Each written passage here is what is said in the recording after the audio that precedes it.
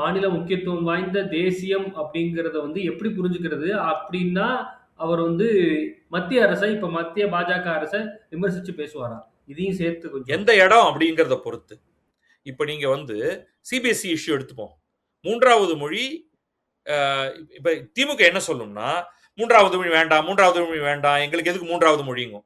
தாவேகவும் அதே தான் சொல்லும். இருமொழி கொள்கை போதும், அண்ணா தான் எங்களுக்கு குரு அப்படின்ட்டு. இவர் என்ன சொல்லுவாரு? 3வது மொழியில் பிரச்சனை இல்லை. அது ஹிந்தியாகவே இருந்தாலும் பிரச்சனை இல்லை.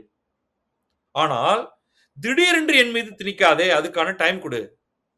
அவ்வளவுதான், முடிஞ்சு போயிருச்சு. வித்தியாசமான பார்வை தெரிந்து விட்டது அல்லவா? இதுதான் வித்தியாசமான பார்வை. இந்தியா முழுமையிலும் சுற்றியவர். ஐபிஎஸ் ஆக இருக்கிறதுனால கர்நாடகத்தில் வேலை பார்த்தவர், லக்னோ உத்தரப்பிரதேசத்தில் படித்தவர். அப்ப இந்த குறுகிய தமிழ் தேசியம் அப்படிங்கிறது இருக்கு இல்லையா, அது சீமானுடையது குறுகிய தமிழ் தேசியம். திமுக வந்து இப்படி அப்படி எப்படி வேணாலும் பல்ட்டி அடிக்கும். அவங்க வந்து தென்னிந்தியாவை உள்ளடக்கிய திராவிடம் பாங்க, அவங்களை யாரும் சேர்த்துக்க மாட்டாங்க. திராவிடம் என்றால் தமிழ் தான், நாங்கள் தமிழைத்தான் திராவிடம் என்கிறோம் அப்படின்னு சொல்லுவாங்க. ஆனா அடிப்படையில் அவங்களோட பிரிவினை என்னன்னா, எப்பவுமே வந்து ஒரு இது இருக்கும். நாங்கள் எந்த காலத்திலும் மாற மாட்டோம் அப்படின்லாம் சொல்ல மாட்டாங்க.